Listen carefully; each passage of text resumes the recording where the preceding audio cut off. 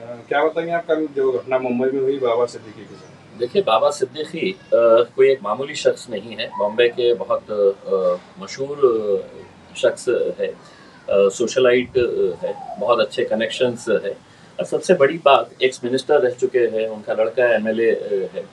तो उनको दिन दहाड़े इस तरीके से उनके ऊपर गोलियां चलाना, और ख़ास तौर से जब सरकार को, प्रशासन को, पुलिस को ये पता था कि उन्हें धमकियां मिल रही है, तो उसके बाद ये घटना होना, इसका मतलब ये है जिन लोगों ने भी इसको अंजाम दिया है उन्होंने मुंबई पुलिस को पूरी तरीके से एक चैलेंज फेंका है। उन्होंने सरकार को एक चैलेंज दिया है कि तुम जितनी सुरक्षा देना चाहे तुम दे डालो, हमें जो करना है हम वो करेंगे।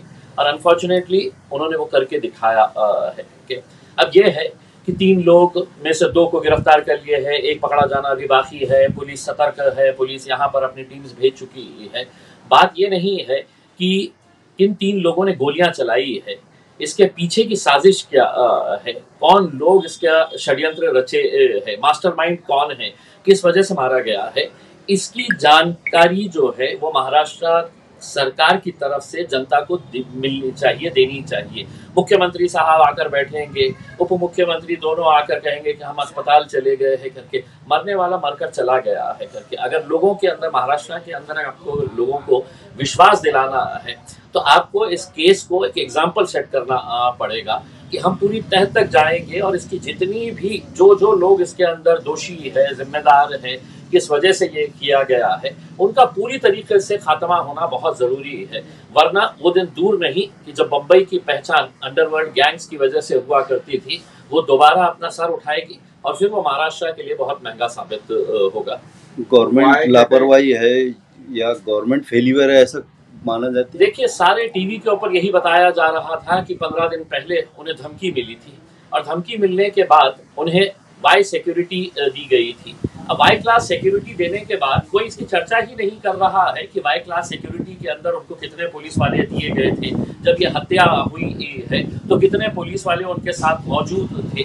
सिक्योरिटी का मतलब ये नहीं है कि वो आदमी अकेले जाके गाड़ी के अंदर बैठ जा रहा है और पुलिस वाले कहीं टहल के दूसरी जगह खड़े हुए हैं। सिक्योरिटी देते क्यों है कि उसकी जान की हिफाजत करने के लिए। तो सवाल यही पैदा होता है कि अगर एक सरकार में बैठा हुआ इतना बड़ा नेता, अगर उसकी ऐसी हालत हो सकती है, उनकी ऐसी अगर हत्या हो सकती है, तो आम आदमी ने तो फिर सवाल ही नहीं करना चाहिए कि उनकी जान की कीमत क्या होगी।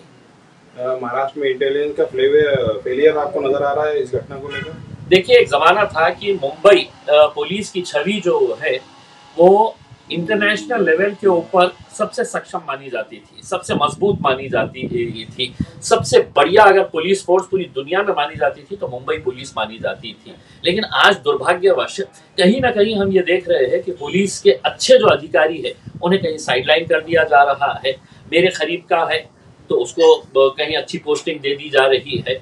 तो पुलिस डिपार्टमेंट के अंदर भी एक डीमोरलाइज हो चुकी है पुलिस फोर्स, जब वो देख रही है कि किस तरीके से घटिया राजनीति इस फोर्स के ऊपर भी पूरी तरीके से हावी हो चुकी है। क्या ये लोग जानते नहीं है कि किसको कैसी पोस्टिंग दी जा रही है, किसके बोलने के ऊपर दी जा रही है? ये सभी लोग जानते हैं। एक जमाना था कि मुंबई का इंटेलिजेंस नेटवर्क जो था वो बहुत स्ट्रॉन्ग नेटवर्क हुआ करता था। क्या वजह है कि 15 दिन पहले धमकी दिए जाने के बाद, ऐसा नहीं है कि कोई अचानक आया और उसने शूट करके चले गया, धमकी दी गई और धमकी का सीरियसनेस देखते हुए वाई क्लास की सिक्योरिटी दी गई है। तो कहीं ना कहीं सरकार का फेलियर है, पुलिस का फेलियर है, प्रशासन का फेलियर है, इंटेलिजेंस का फेलियर है। और अब जो जाना था वो चले गया है। अब यहाँ पर मगरमच्छ के आंसू रोएंगे कि नहीं, हम बहुत कड़ी कार्रवाई करेंगे, सख्त कार्रवाई करेंगे। जो हत्या वो 3 लोगों ने की है गोली चलाकर, उस हत्या के अंदर कहीं ना कहीं मुंबई पुलिस और सरकार के ऊपर भी छींटे पड़ते हैं कि उस हत्या के अंदर इनका भी हाथ है।